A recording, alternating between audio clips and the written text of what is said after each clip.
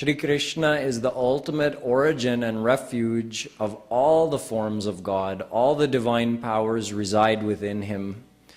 All the different forms of God are established in Krishna's personality.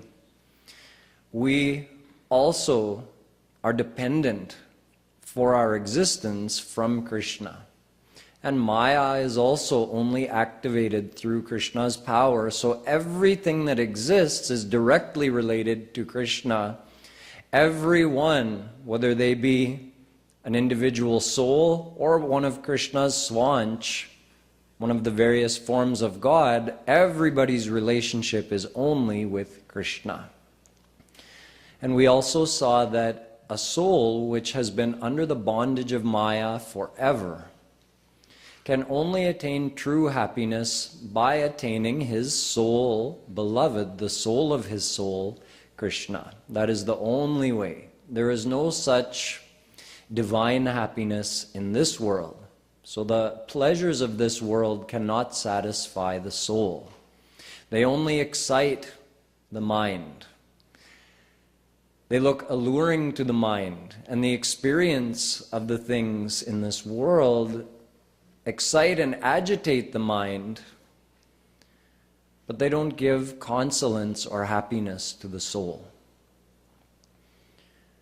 Today we have a lot of ground to cover, so buckle your seatbelts.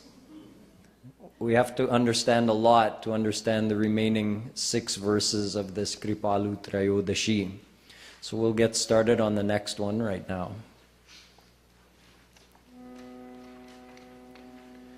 Shri Krishna Prapti Se Shri Krishna Prapti Hetu Govinda Radhe Shri Krishna Kripa Anivarya Bata De.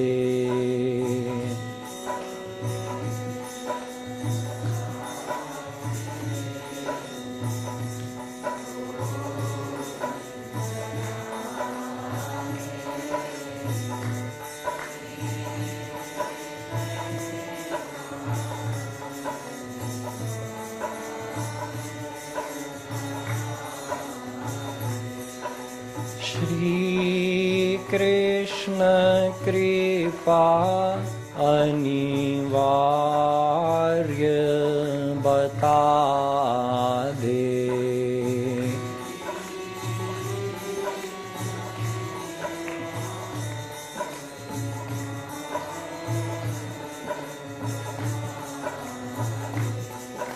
Shri Krishna Kripa Hetu Govinda Radhe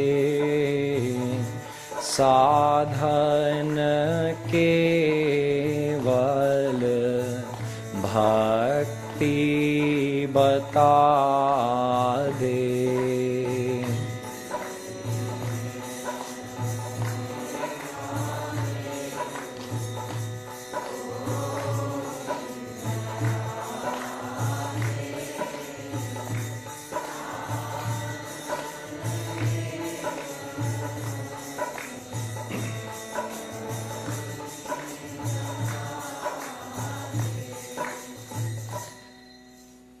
Attaining Krishna is the ultimate goal of every soul. And to attain Krishna, there's one thing which is compulsory. We must receive his grace. There is no other way of reaching him.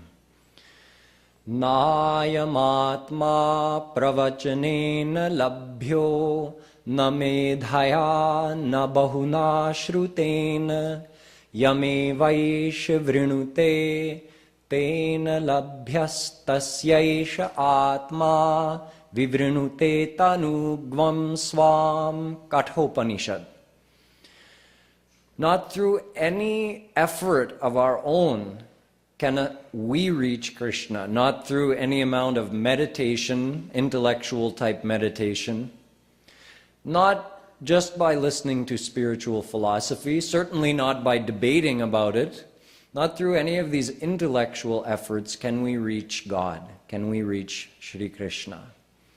Only when He accepts a soul, in other words, when He graces a soul. Grace means Kripa. His power of grace is called Kripa Shakti. So when He graces a soul, then that soul reaches Him. There's no other way. In Gita, at the end, Krishna asked Arjuna, is your confusion gone? Arjuna said, yes. Nashto moha smritir labdha tvat prasadan mayachyuta. Yes, Krishna, all my confusion is gone, my doubts are cleared, and I've received true knowledge. He didn't say, through the 18 chapters of the Gita speech you just gave me. He said, Tvat prasadat. Through your prasad, through your kripa, through your grace. So grace is a must, not just by hearing a lecture. The lecture gives us the intellectual understanding, but we have to actually receive God's grace in order to reach Him. Mat prasadadavapnoti shashvatam padamavyayam. Krishna says earlier in the Gita, when a soul receives my grace, then he receives a divine status. He receives entrance into the divine abode and receives perfect happiness forever. Tat prasadat param shantim sthanam prapsyasi shashvatam. Again from Gita. Krishna says only by receiving God's grace can you attain any kind of divine status or divine happiness. Only through God's grace can you reach Him. Someone might wonder how to receive God's grace. Is there any other way other than receiving God's grace, first of all, that a soul could reach God? Tulsidas Ji says, no. Ram kripa binu sunu khagarai jani na jai Ram prabhutai. Without Sri Ram's grace, no one can know Him, no one can reach Him. Not even someone as great as Brahma. Brahma says in the Bhagavatam, Naham na yuyam yadritang gatim vidur navam deva kimuta pare sura tanmayaya mohita buddhayastvidam vinirmitam chatma samam prachakshmahe. He says, he's talking to Narad Ji, his son. He says, Narad, not I, not you, not Vidurji, not even God Shiva can know Krishna through the power of their own intellect. And these are all divine personalities with divine intellect. And they are saying even we can't know Krishna. We can only stretch to the edge of our intellect, but Krishna is beyond that. So if we try to measure Him with our intellect, we're only measuring our intellect. We can't reach the end of Krishna. So, how can we know Him? Well, Brahma says it's possible, but not even through the effort of someone like him. He says, Athapi te deva padam bujadvaya prasad lesha nugrihita evahi Janati tattvam bhagavan mahimno nachanya eko pichiram vichinvan. Again from Bhagavatam. He says, through your prasad, through your grace, anyone can know you. You don't have to be great like Brahma, you just have to receive his grace. So someone might wonder, why do we have to wait for His grace? Why can't we just reach Him on our own without His grace? There's a science behind it. Kathopanishad explains, Indriyebhyah para hyartha arthebhyascha param manah manasastu para buddhir buddheratma mahan parah mahatah paramavyaktam avyaktat purushah parah purushan na param kinchit sa kashtha sa paragati. There's a sequence. First are your senses, but beyond your senses are the objects of the senses that the senses try to perceive. Sometimes they can't. Something might be too subtle to perceive. So the objects of the senses are beyond the senses. Beyond the objects of the senses, meaning more subtle than them, is your man, your emotional mind. Beyond your man is your buddhi, your intellect, intellectual mind. Beyond your buddhi is your atma, your soul. Beyond atma is maya, and beyond maya is God. And beyond God, there's nothing. Everything else is under Him.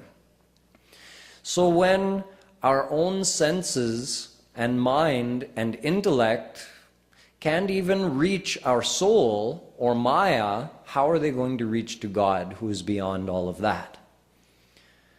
Ram swarup tumhar vachan agochar buddhi par.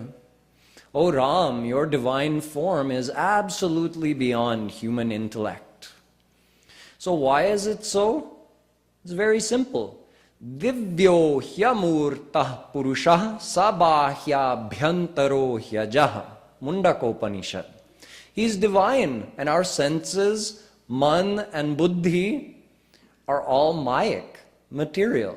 So how can you perceive or see or know or understand divine God with material mind and senses?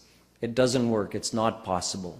Just like I gave the example yesterday that you can't see with your ear, but these are two material things. Sound, which is perceived by the ear, and light, which is perceived by the eye, both are material things.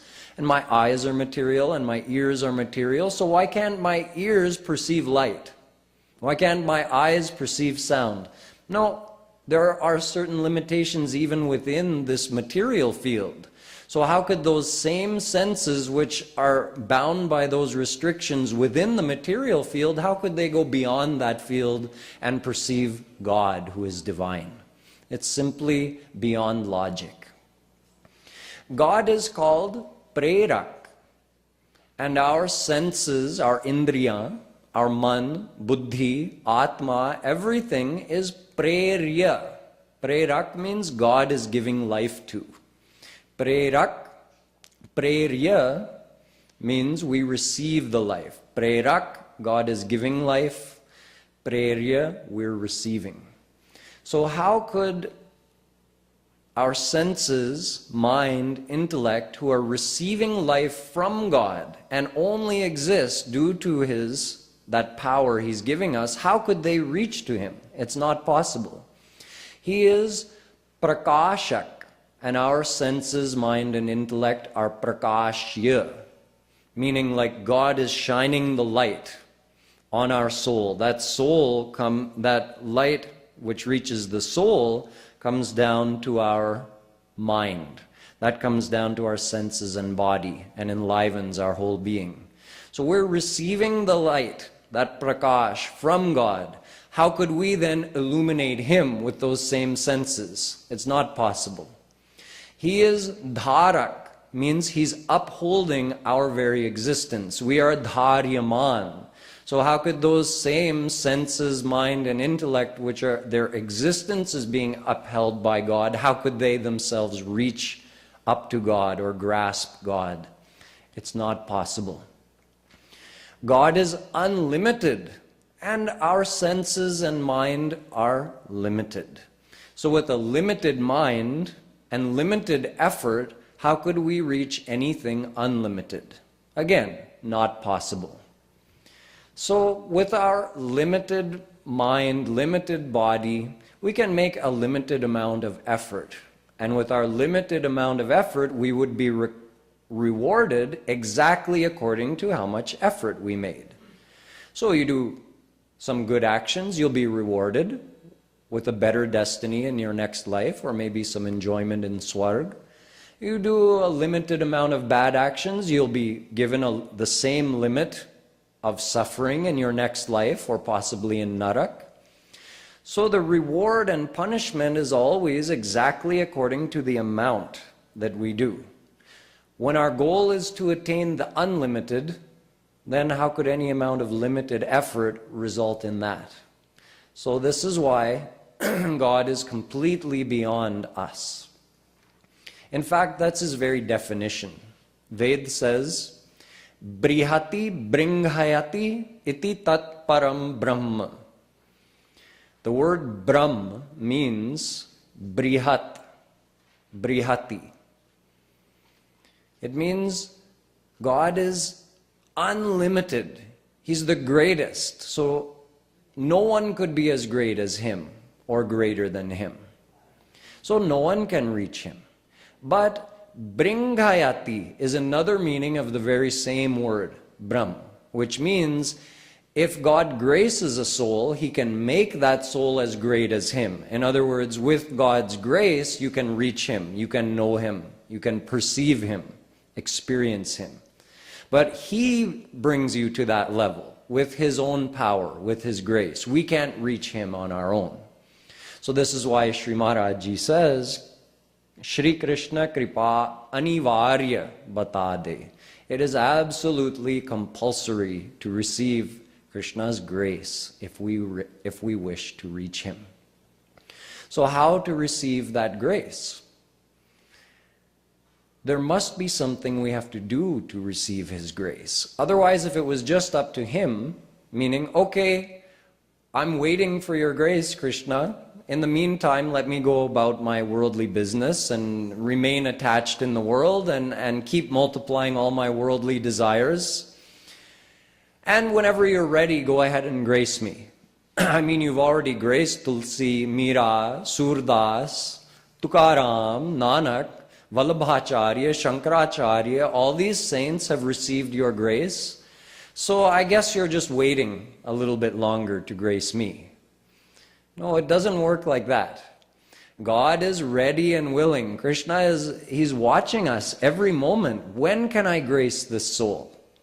So it means there's something from our side that we're not doing. We have to do something in order to receive his grace. Ved says, Tapah prabhavad deva prasadat. If you wish to receive his prasad, meaning his kripa, you must surrender.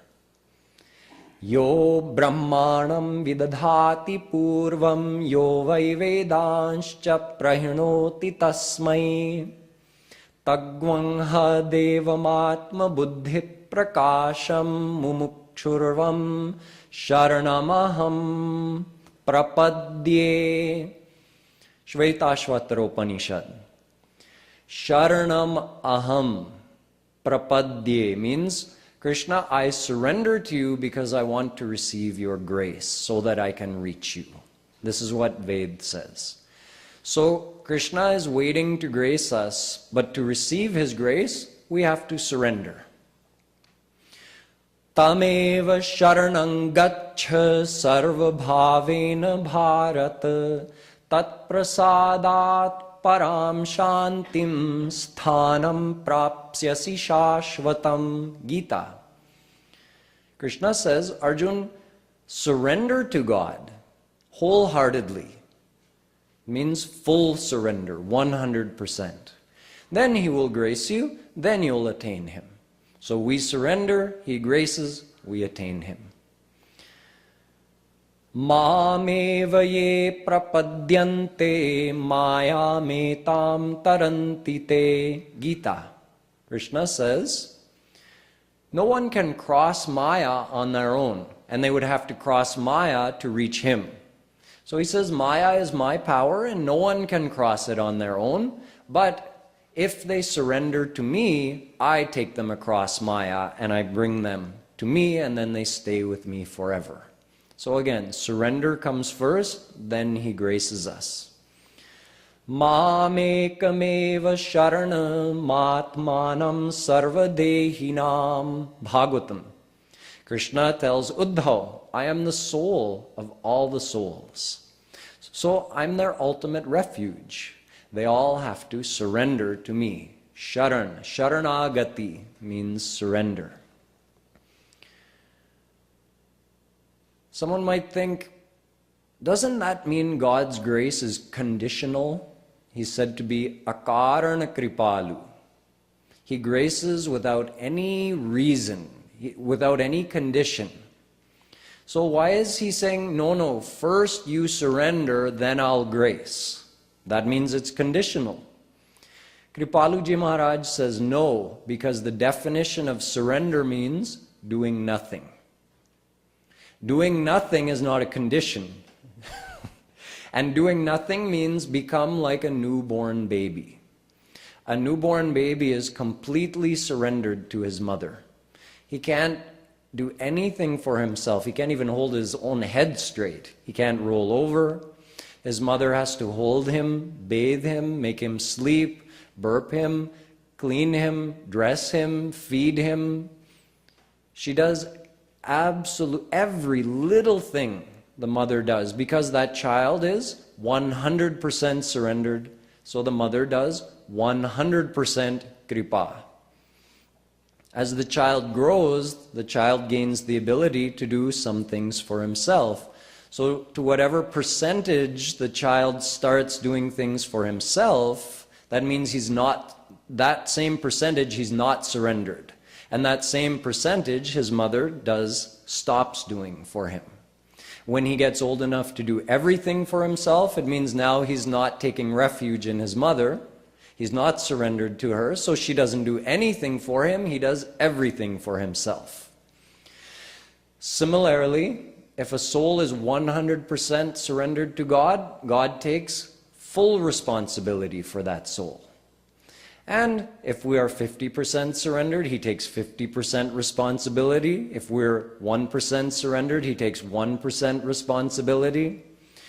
So we have to reach that stage like that newborn baby. Just like we were when we were a newborn baby, that's how we have to become before God.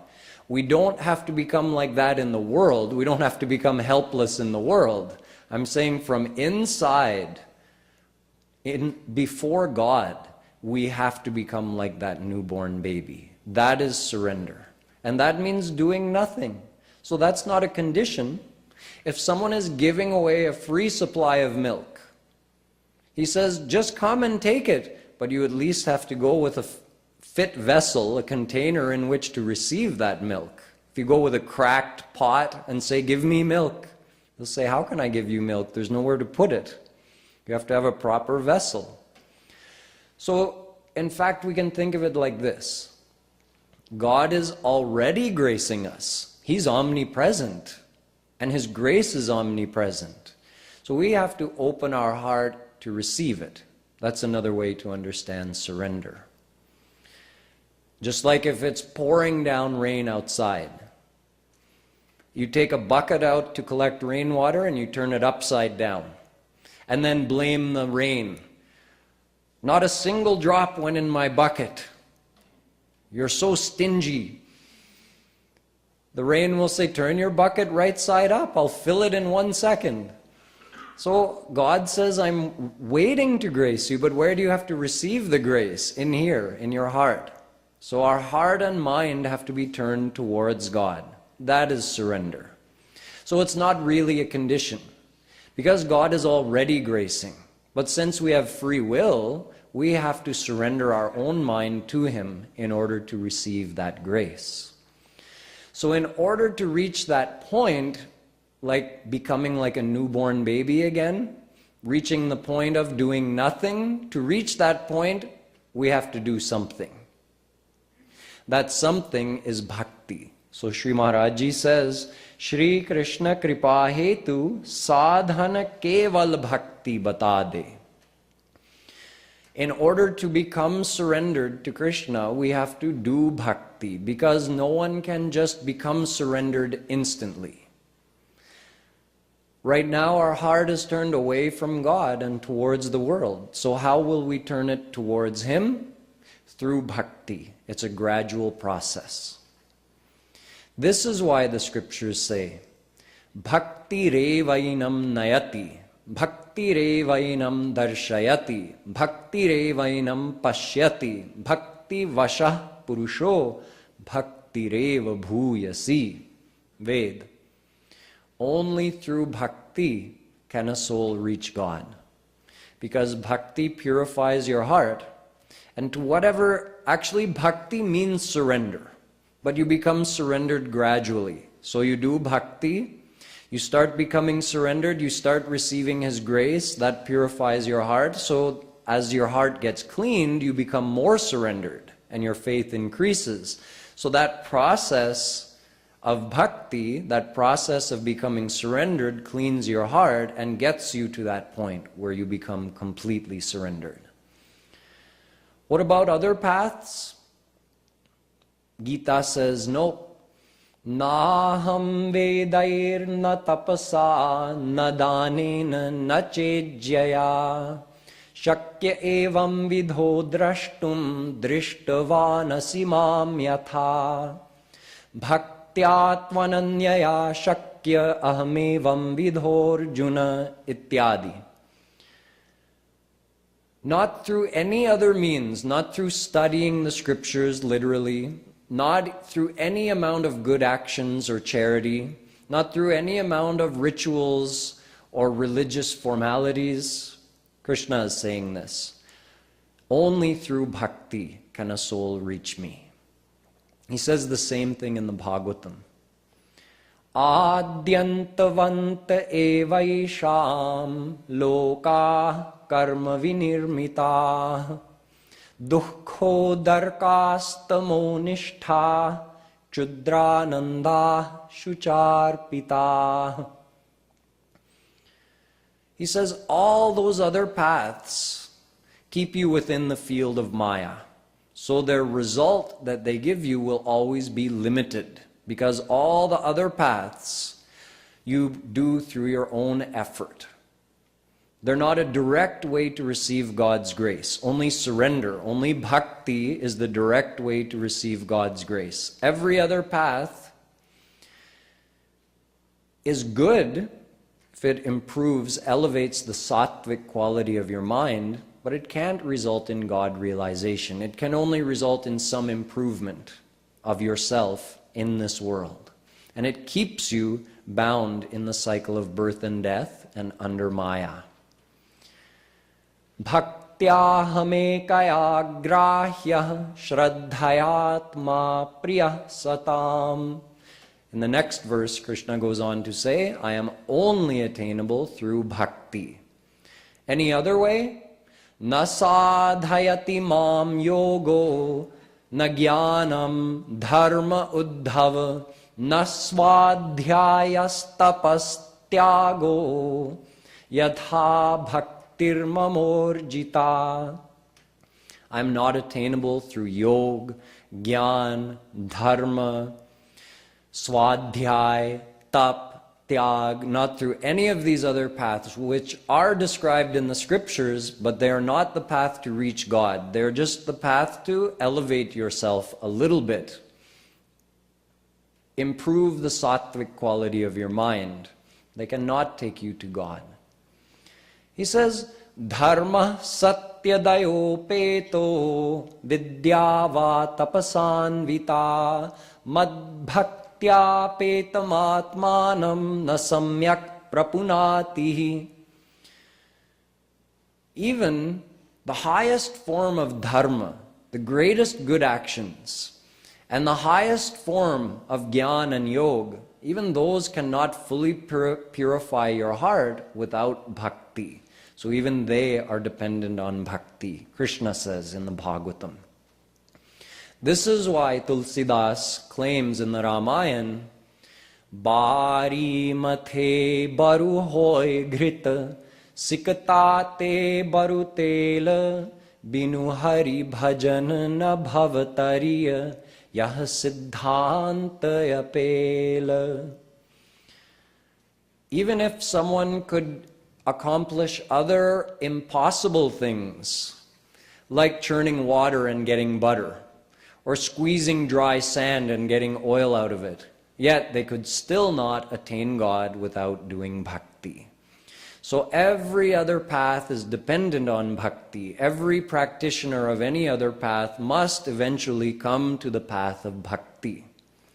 Sadhak siddha vimukta udasi, kavi kovid kritagya sannyasi, yogi sur sutapas jnani, dharma nirat pandit vigyani, tarahina binu seye mam swami, Ram namami, namami, namami. Milahina raghupati binu anuraga, kiye jog jap gyan viraga. Rama hi keval prema pyara. Only bhakti is the means of receiving God's grace, and only by receiving His grace can you reach Him. So what is the form of that bhakti? How do we do bhakti? We'll see in the following verses. Shri Krishna Kripa Hetu Govind Radhe Sadhana Keval Bhakti bata de.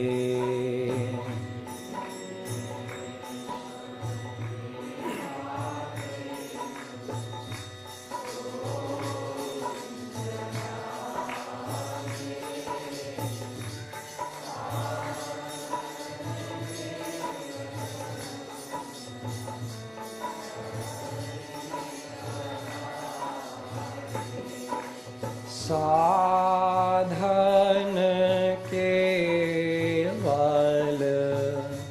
bhakti bata de.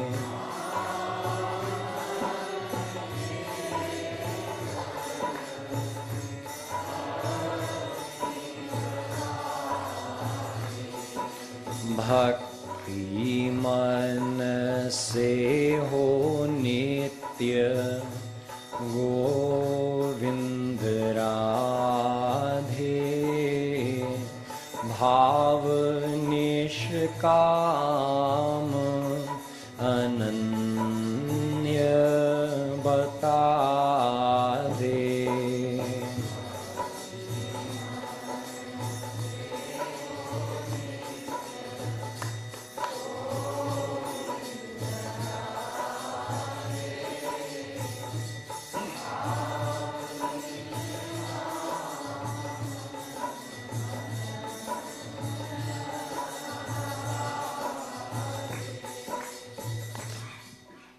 How to do bhakti? Sri Maharaji says, keep 4 things in mind. Bhakti must be done from your mind. It must be nitya, which means continuous, uninterrupted, 24 hours a day. It must be nishkam, which means selfless, without any desire for bhukti or mukti. And it must be ananya, which means single-minded, exclusive devotion. Bhakti must be done from the mind. Remember, what are we trying to do bhakti for? To receive His grace. And where is the grace received? In the mind. So why can't we receive that grace in full yet? Because our mind is polluted. It's impure with all of our material attachments, all of our past Good and bad actions, it's just full with all of that. So through bhakti we have to clean that out, but obviously that bhakti has to be done from the mind. We're trying to clean our mind out, not our throat. So singing kirtan is good exercise for our throat, but while we're singing the kirtan, if our mind is not attached to Radha Krishna, how will our mind get purified? Doing puja is good exercise for your hands and arms, but how is it going to purify your mind unless while you're doing the puja, your mind is attached to Radha Krishna? So this is the first and most important condition of bhakti, that it must be done from the mind. Only if our mind is attached to Krishna will it be getting purified. Those moments, those minutes when our mind is thinking of Him is when it is getting purified. This is why mana eva manushyanam karanam bandha mokshayoh. Brahma Bindu Upanishad says, mind alone is the cause of bondage and liberation. If you keep your mind attached in the world, you'll remain bound under Maya. If you attach your mind to Krishna, you'll get released from Maya. So, in fact, in our scriptures, this is described in great detail. Mano gatira vichhinna yatha gangam bhasom budhau lakshanam bhakti yogasya nirgunasya hyudahritam ahaitukyavyavahita ya bhakti purushottame. Bhagavatam says these same four lakshana of bhakti, characteristics of real, true bhakti. Number one, manaha. It must be done from the mind. It defines bhakti as the continuous flow of loving thoughts from your mind to Krishna, just like Ganga ji flowing uninterrupted to the ocean. So bhakti means chintan. You remembering Krishna is bhakti. Kirtan does not count as bhakti unless your mind is remembering Krishna. Any other external or physical form of bhakti does not count as real bhakti unless our mind is there. So if our mind is remembering Krishna, we're doing bhakti. So Maharaji says how to get your mind engaged in thinking of Krishna? Do Roop Dhyan. Very simple. Whatever you're going to do, you're going to sit and do kirtan, start by doing Roop Dhyan. You picture Krishna in front of you. Very simple. Any form, any age, imagine any leela of Krishna. It's not, your success is not based on the quality of your imagination. It's based on your effort. That you are faithfully remembering Krishna, that this, even if my imagination is not very artistic, this is real Krishna in front of me. And Krishna gives you the results of your intention. The results of karma are given to us according to our intention, not according to our physical actions. So your effort in doing Roop Dhyan is rewarded by Krishna with His grace, which purifies your heart. So that's the way that we keep our mind attached to Krishna, by doing Roop Dhyan. Then we add in Kirtan, add in any other form of bhakti, but Roop Dhyan is compulsory. That must come first. So this is the first lakshana of true bhakti. It must be done manse, from the mind. Number two, it must be nitya. So this verse of Bhagavatam said, flowing uninterruptedly, just like Ganga ji flowing towards the ocean. There's no interruption. So a continuous flow of loving thoughts from your heart, from your mind to Krishna. Krishna says in Gita, nitya abhiyukt. Your mind must always be attached to Him. Tasmat sarveshu kaleshu mam anusmara. Krishna says to Arjuna, do my smaran, means remember me, think of me, sarveshu kaleshu, all the time, every second, every moment. You might say, how is this possible? Well, you never forget yourself, do you? You always are conscious of I am, no matter what you're doing. So just add one more thing to that. I am not alone. Krishna is with me. Just remember that too. So it has to become that deeply ingrained in our consciousness that we are never alone. Krishna is always with us. Hari and Guru are always with us. Then our devotion will become nitya. It will become uninterrupted. You never forget if you're a man or a woman, do you? That's such a superficial thing. That's only your physical body of this life. Krishna is your soul, beloved, since forever. How do we forget him? We are so attached to this physical body that for a moment we never forget, am I a man or am I a woman? We always remember that. Such a superficial thing. So why would it be so difficult to remember Krishna, who's the soul of our soul, who's eternally related to us, and who has never been apart from us? He's always with us. So with some effort, we can do that. Sri Maharaji says, start out by doing it on every hour. Set a chime on your watch, or if you have a clock in front of you at work, just notice when it's the top of the hour, stop for a moment, just a moment, and remember, I'm not alone. Krishna is with me. Then go about your business. Again, at the top of the next hour, do the same thing. It gets you in the habit of remembering that he's with you. Then make it every 30 minutes. Then make it every 15 minutes. Eventually, it will become really deeply ingrained. It will become a part of your consciousness all the time. When you really love someone, you don't really ever forget them.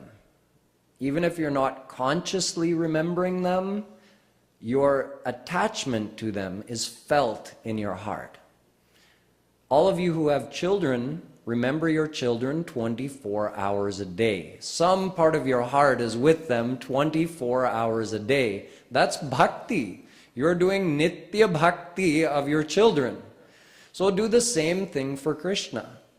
So this is the second shart, the second lakshan, the second characteristic of true bhakti is that it must be continuous all the time. Because if we're a bhakt, it means we have to be a bhakt 24 hours a day. Like if someone says, I'm satyavadi, but for 1 minute every day I tell lies, as many lies as I want, but only for 1 minute. The rest of the time, 23 hours and 59 minutes, I'm satyavadi. So could that person really be called satyavadi? No, absolutely not. If someone is brahmachari, but he's only celibate 23 hours of the day, he cannot be called brahmachari. So if we are doing bhakti of Krishna, if we are a bhakt of Krishna, we must be a bhakt 24 hours a day. And if he is really the goal of your life, you never forget the goal, why you're doing something. Any action you undertake, the original motivation behind the action always remains there at some level in your mind. So if your reason for living is to attain Krishna, you'll never forget him. Now moving on to the next characteristic or condition of true bhakti, it must be nishkam, which means we should not have any demand from God. Demands can be divided into two categories, bhukti and mukti. Asking God for any worldly thing is bhukti. Right up to the topmost celestial abode, up to Brahma's abode, and all the way down to this world, all of that is the field of bhukti, the field of material experiences and enjoyments. So asking God for anything in this field is asking him for bhukti. If we do that, it means our mind is attached in bhukti, not in God. So then how will we attain God? It means we're not asking for his grace in our heart, we're asking for his grace to give us a physical, material thing. So then we won't receive his grace in our heart won't get purified, we won't surrender, we won't reach Him. We won't attain Him. So asking God for worldly things is not real bhakti. Some people go beyond the field of bhakti and they ask for mukti, and this is in fact worse. Even though they've gone beyond the field of maya, and they're not asking for a worldly thing, they're saying, Krishna, grace me so that I can never be born again in this world and never experience anything ever again. I just want to merge into your formless aspect, Nirakar, Brahm, and be in that unconscious, peaceful, divine state forever. Why is this worse than asking for bhakti? Because at least if you ask for bhakti, you'll keep going around the 8.4 million species of existence. One day, you'll get born as human. You may meet a true saint who can give you the correct knowledge and tell you that there's something beyond bhakti and mukti, and that is bhakti, divine bhakti, which is coming in a couple of verses from now. Divine love of God is beyond mukti. Premanand, the bliss of Radha Krishna, is beyond the bliss of mukti. It's greater than that. But if you ask for mukti, you will remain bereft of Premanand forever. Whereas if you ask for bhakti, you still have a chance to get Premanand one day. But if you merge into formless God, that's it. You stay there forever. You'll never experience bhakti again, but you'll never get divine bhakti either. So, on the path of bhakti, we must be, according to this verse of Bhagavatam I quoted for you, ahaituki, selfless. Naradji said the same thing. Kamanarahitam, gunarahitam, kamanarahitam, pratikshana vardhamanam, avichinnam, sukshmataram, anubhavarupam, Narad Bhakti Darshan. Bhakti must be avichinnam, continuous, and kamarahitam, without desires. So our bhakti must be selfless. We can ask Him for His divine love, for His divine vision, for a chance to serve Him in the divine world, but don't ask Him for mukti or bhakti. And even if we're asking Him for His divine love, it should be with an eye to, with the goal of having received that divine love, Krishna, I want to serve you. I want to serve you for your happiness. I want to please you. That is real selfless bhakti. That is real nishkamata. This is the third condition of bhakti. And the fourth condition is that our bhakti should be ananya. Ananya means having the mind only attached to Krishna. It means not getting the mind attached anywhere within the field of maya, anywhere within the field of sattva, raj, tam, doing our physical duties in this world, but having our mind attached to Krishna. And attached to Krishna means to any of His Nam, Roop, Leela, Guna, Dham, Jan. All of those are one. His name, form, virtues, leelas, divine abodes, and His divine associates. They're all one. So have your mind attached anywhere in that divine field, you are ananya. Also, we should be ananya to our Ishtadev, our Guru, and our path. It means worshipping multiple forms of God is generally done with a desire for bhakti. That's people who worship multiple forms of God generally do it because they want to cover all their bases. I'll ask for this from this form of God and this from this form of God. So when you're not asking for bhakti or mukti, then you just worship the form of God you want to attain. He's only going to come to you in one form, so worship Him in that form. And since Radha and Krishna give the topmost bliss of the divine world, Premanand, which is even desired by God Shiva and Lakshmi. So, if you want that, then worship Radha and Krishna. Although you can worship any form of God, if you want the topmost bliss, you can worship Radha and Krishna. Your guru is the one who shows you the path, who removes your doubts, answers your questions, and graces you and protects your devotion as you proceed on the path, and in the end, eliminates the bondage of Maya and graces you with divine love. That is your guru, and you only need one of those. Although you can change gurus if you change your mind, but you don't need more than one guru at once. That can become confusing. Different saints teach different things depending on their divine attainment, even if they're all saints.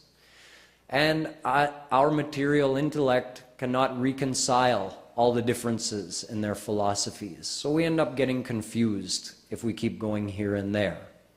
So someone who's serious about finding God in this life is ananya to one form of God that they want to attain, so that they can focus their feelings and develop more love and relationship with that form of God. They remain ananya to the guru who's showing them the path to attain that form of God, so that they remain focused. And they remain ananya to the path of bhakti. Because bhakti is the supreme path, and it doesn't need to be supplemented by any other path. If you're doing bhakti, you've already gotten the benefit of all the other paths. Other paths are preliminary to bhakti. The other practitioners have to graduate and start doing bhakti. When you're already doing bhakti, why go back to kindergarten? You're already in postgraduate. Why are you still following the rules of kindergarten? So leaving all other paths, sarva dharman parityajya mamekam sharanam vraja, Gita. Krishna says, leave all the other paths and practices and dharmas and just surrender to me, pure bhakti. That's the essence of the Gita. So these are the 4 conditions of bhakti. If someone is following this, they're going to get the correct result. This is called sadhana bhakti. Sadhana bhakti must be done from the mind.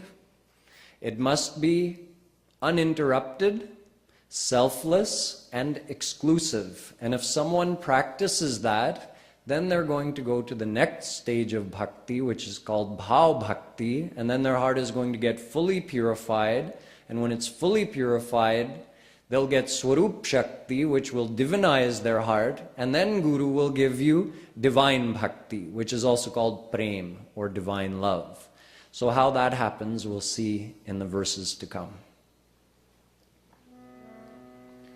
Bhakti man se ho nitya Govind Radhe Bhav nishkam ananya bata de.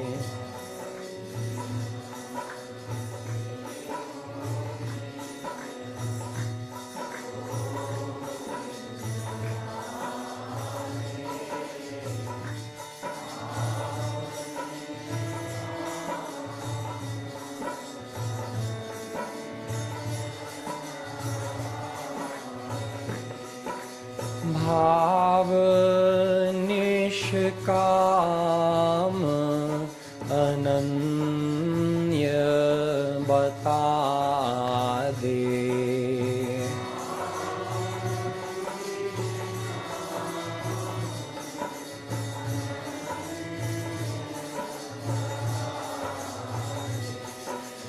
Imi man shuddha hoto Govind Radhe Man ko swarup shakti divya bana de.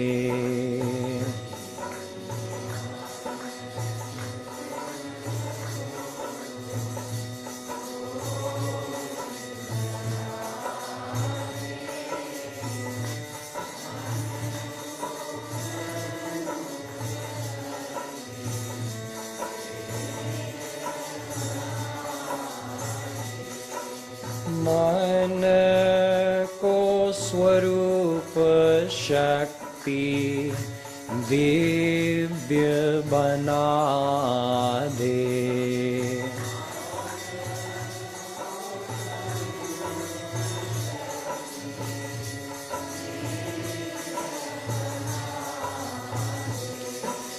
तब दिव्य मन में दे गोविंद राधे, गुरु ह्लादिनी सार प्रेम बता दे।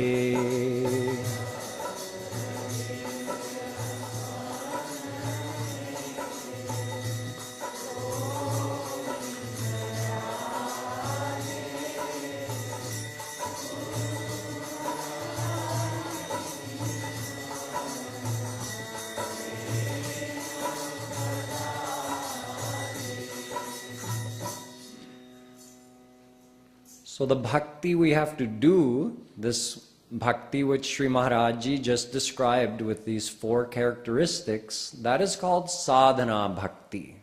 The effort we make to attach our mind to Krishna is called sadhana bhakti. And if it's done properly according to these 4 conditions, we get the correct result, which is that we enter a stage called bhav bhakti.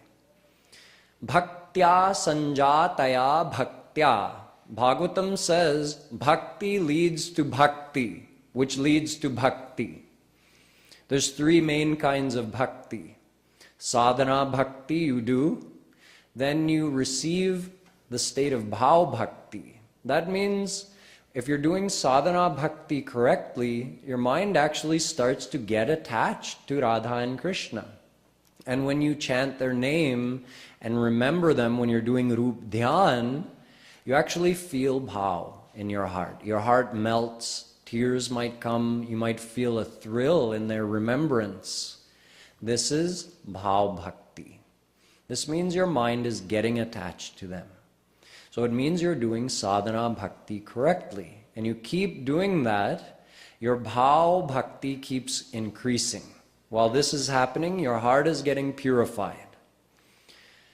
You just keep doing the same thing. The path of bhakti is the same the whole way. You keep practicing sadhana, your bhav keeps multiplying, your heart keeps purifying.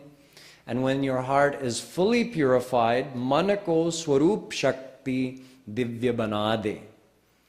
Remember swarup shakti, God's personal power? As you enter into bhav bhakti, swarup shakti starts permeating your man, your heart. The more your heart gets purified, the more swarup shakti comes. So when your heart has been 100% purified, actually swarup shakti completely permeates your whole being, and you become a divine personality. This is how you become God realized, through the path of bhakti. So actually Guru gives you the swarup shakti, and he's the one multiplying your bhav.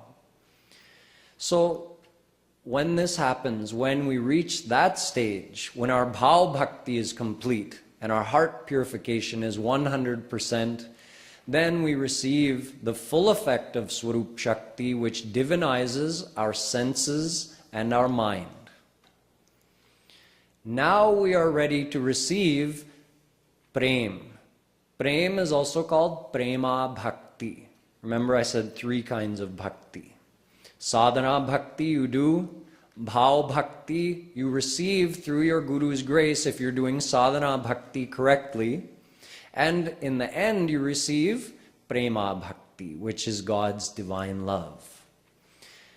But to receive that prema bhakti, our heart first has to be not only fully purified, but divinized in order to be able to receive that topmost divine power. Here Sri Maharaj Ji says, Tab divya man mein, Guru can now give into your divine mind ahladini sar prem. Swarup Shakti, this is the last technical thing I'm going to tell you today. Swarup Shakti, God's personal power, has three aspects. Sat, Chit, Anand. So the Anand aspect of Swarup Shakti is called Ahladini Shakti. So this is actually the supreme power, Ahladini Shakti. Ta sva Ahladini variyasi. Radhika Upanishad says, Ahladini Shakti is supreme. This is the power of bliss of God. But the essence of bliss is prem. Chaitanya Mahaprabhu ji says, Ahladini Shaktera Paramasar Taro Premanam. The essence of Ahladini Shakti is prem, Prema Shakti or Prema Bhakti. So imagine, what is that divine love power? God's personal power, Swarup Shakti. The essence of that is Ahladini Shakti, and the essence of that is Prem. And Guru gives you that once you've purified your heart through doing proper sadhana. He gives you that, and that is the topmost thing in the divine world. That's what you miss out on if you ask for mukti. And once you receive that Prem, then even Krishna comes under you, because Krishna is under Prem. Aham bhakta paradhina. Krishna says, I become subservient, dependent to my devotees because they have received that divine love. So if you want to have that close of a relationship with Krishna, where he totally gives himself to you and you can become one of his gwalbals or one of his gopis, then you have to follow this path of bhakti as described by Kripaluji Maharaj according to the teachings of our scriptures. And if you do that, he says in the last doha, then you receive your rightful place in the divine world as a servant of Radha and Krishna.